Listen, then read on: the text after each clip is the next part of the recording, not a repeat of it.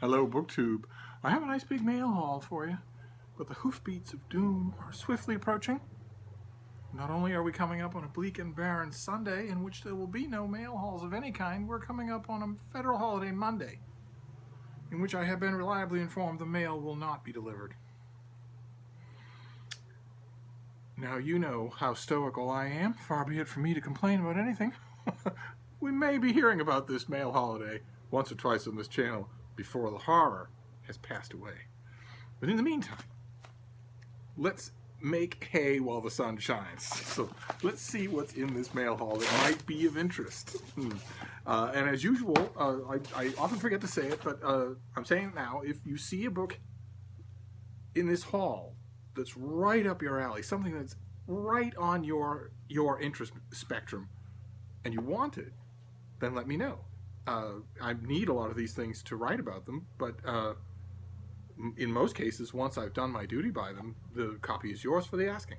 And also, if you feel that you want to break into the field of reviewing, of freelance book reviewing for an audience, then let me know. Especially if one of these books trips your trigger. I'd be happy to help. So let's see here. What have we got?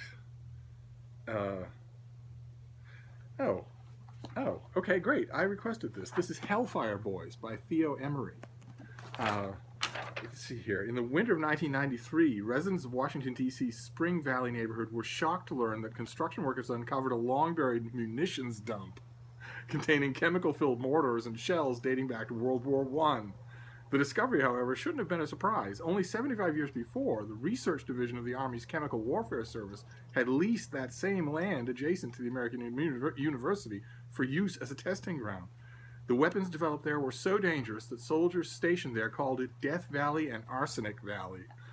Indeed, on an almost daily basis, chemical compounds were being tested on men, mice, dogs, and goats, all with the hope of fashioning new kinds of weapons even deadlier than those that had been unleashed on the battlefields of Europe. And this book is about that. So this comes out in mid-November. I'm trying to decide what kind of coverage I think it's going to get. It's an amiable read. I've read a couple of chapters of it. It's not a muckraking book, but it is an explosive subject. So I'm not really sure. I will certainly write about it. Let's see here.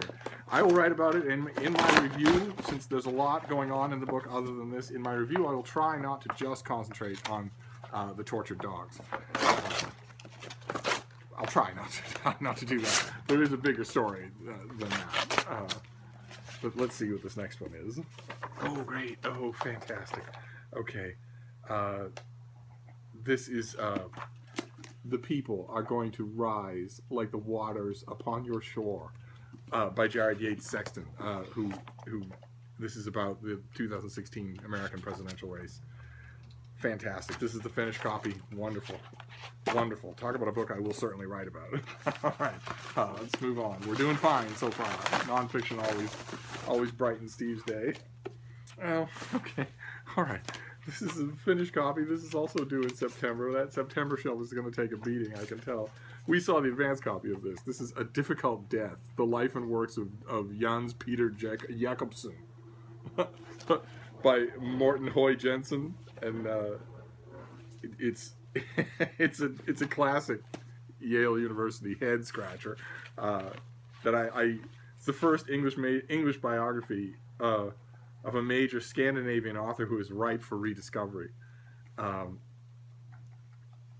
We'll see.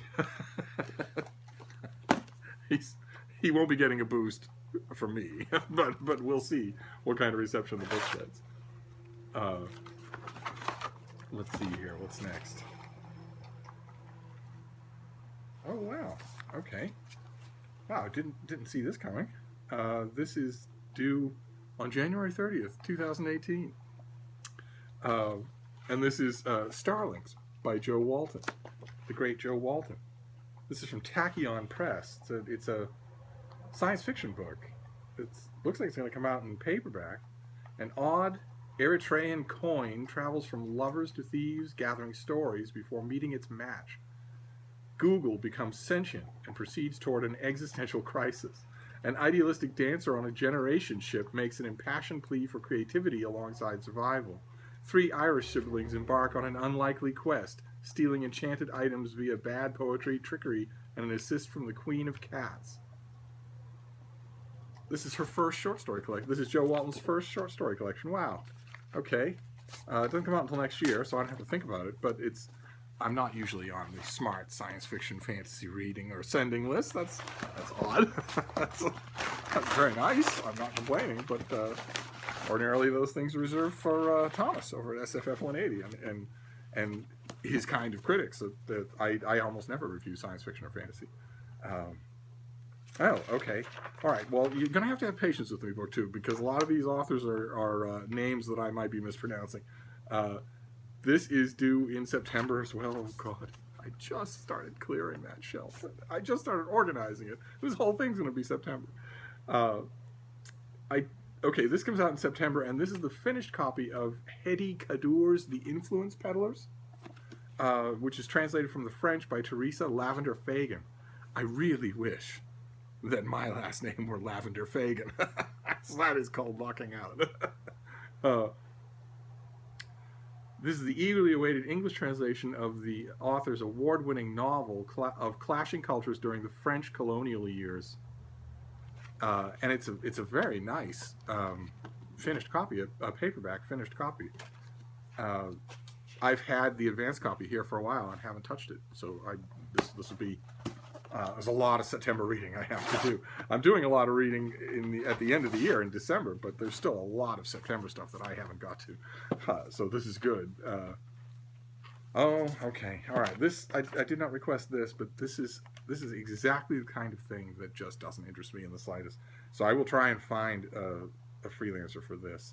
This is Paul Anthony Jones, The Accidental Dictionary, and the subtitle is The Remarkable Twists and Turns of English Words, which just bores my back teeth loose. So okay, this is due in early October. That's bad. It just that sort of thing. I have never seen it done interestingly or usefully. The only use that I've ever seen this knowledge put to is ponytailed, slightly overweight men of the early 40s vintage who invariably know the contents of books like this by heart and just wait, like trapdoor spiders at parties or, in meetings or whatever. They just wait with that knowledge. They know you don't know it, and they're just waiting.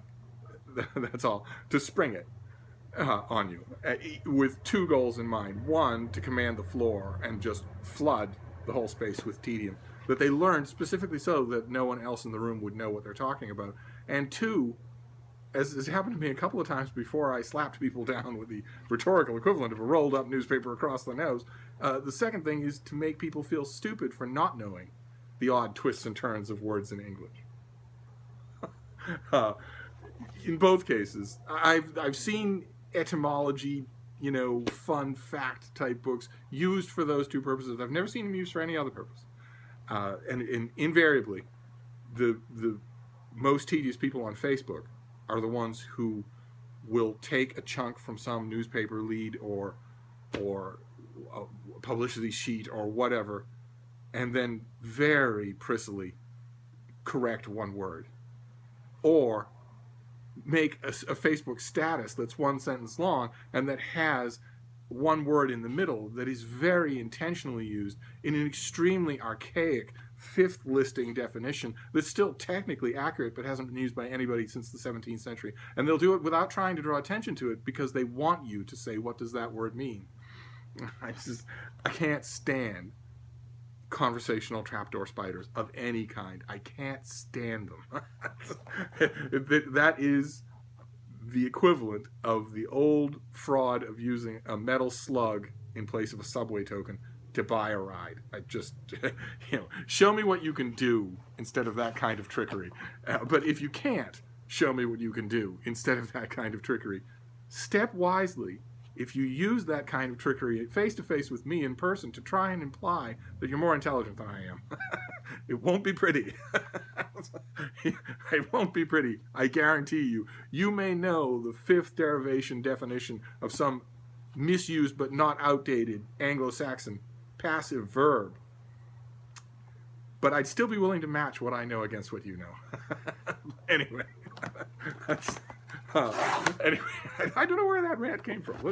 It's a perfect example, though, of why this book, they don't do anything for me at all. I need to find somebody who's interested in that kind of quirky stuff and maybe who can write about it engagingly, although the people who are interested in it tend, despite the fact that they fetishize the byways of the English language, tend not to be able to write English languages at all. They tend to be just as boring as dirt.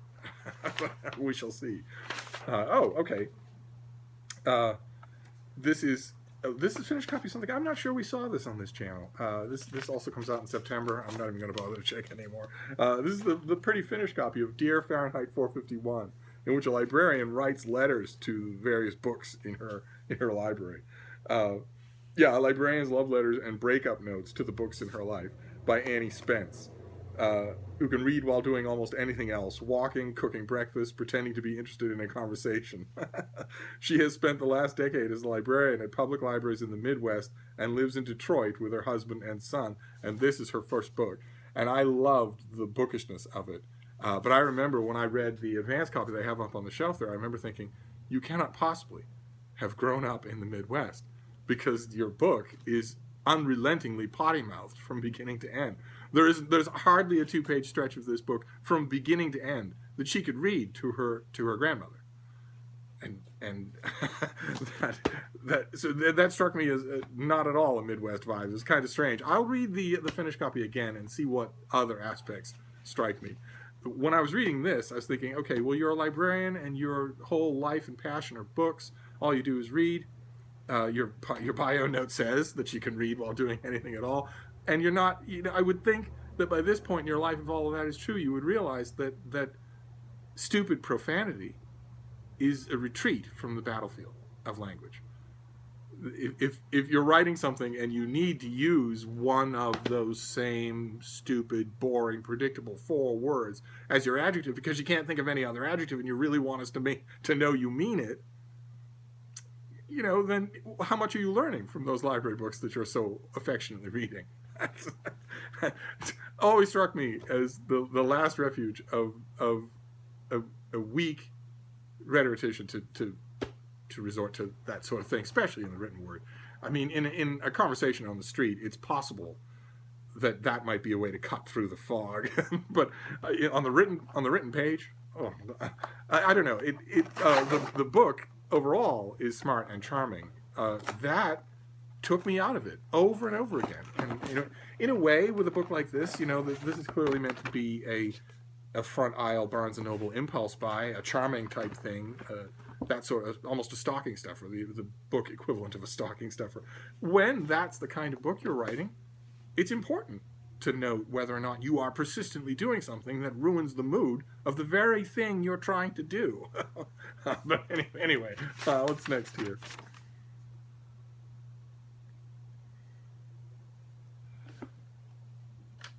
Oh, well, okay. All right, this is from FSG. This comes out in mid-December. I did not know this was coming. How did I not know this was coming? Okay, all right. This is An Uncommon Reader, A Life of Edward Garnett. There he is when he was a boy. Subtitle is Mentor and Editor of Literary Genius. The author is Helen Smith. Unbelievable that I didn't know this was coming. The Uncommon Reader is Helen Smith's first book. Joseph Conrad, D.H. Lawrence, Galsworthy, T.E. Lawrence, Lawrence of Arabia, Edward Thomas, Henry Green, Leon O'Flaherty, Sean O'Casey. These illustrious authors and still others were all mentored and edited by one man, the renowned Edward Garnett. He was to the British world of letters what Max Perkin was to the American.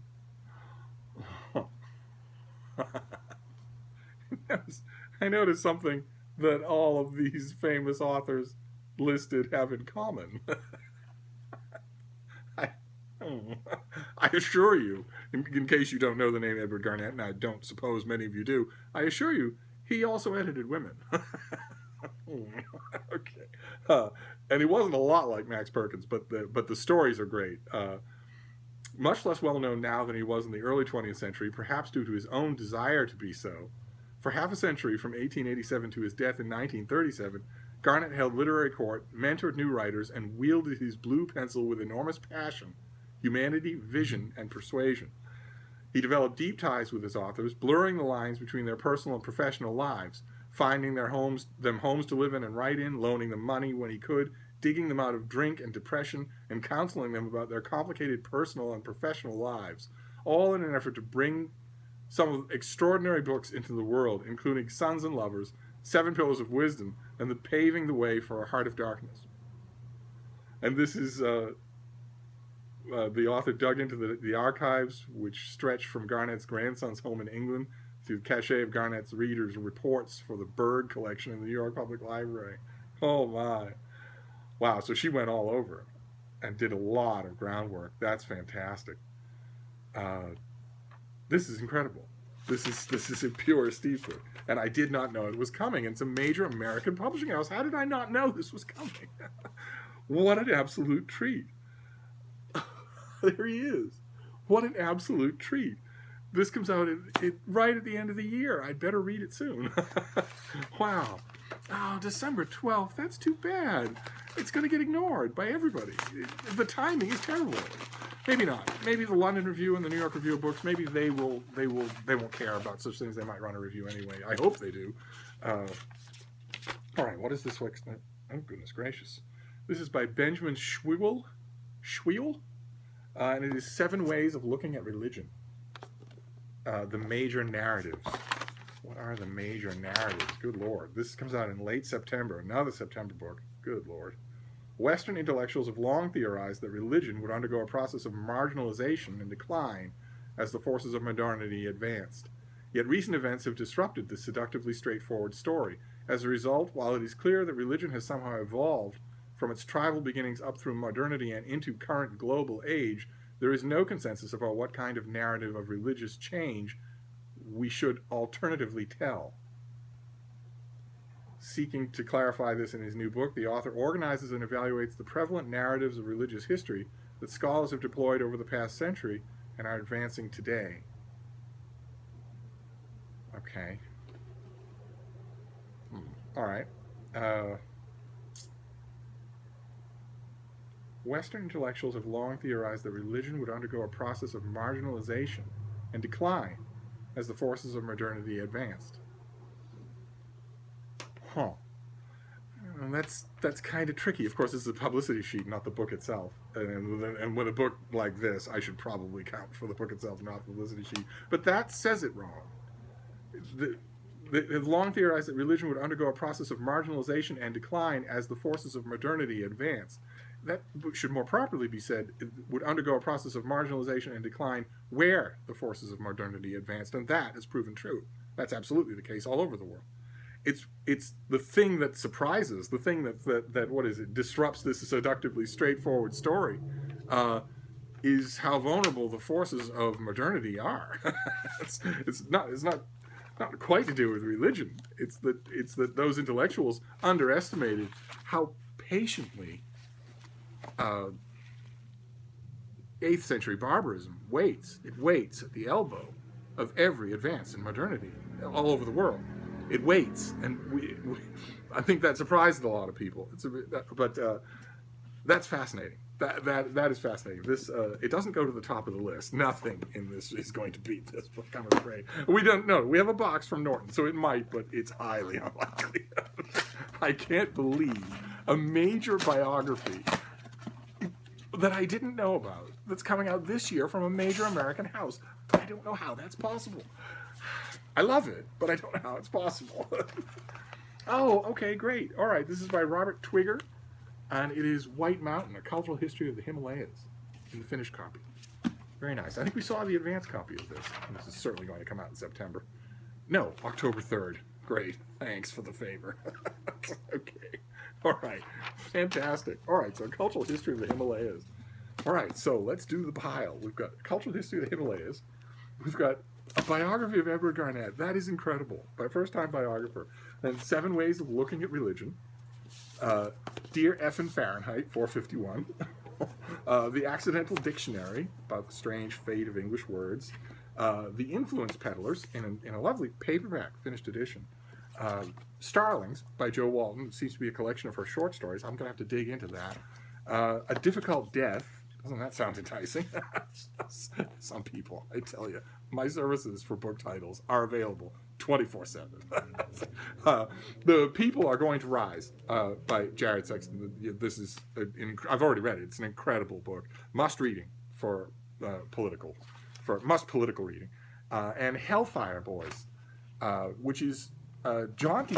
It's jaunty and narrative, but it is about America's long history of energetically producing poison weapons. So I can't wait to read the whole thing. But anyway, that is a nice big healthy mail haul. But winter is coming. We still have tomorrow. So I'll see you then. Thank you, Book 2.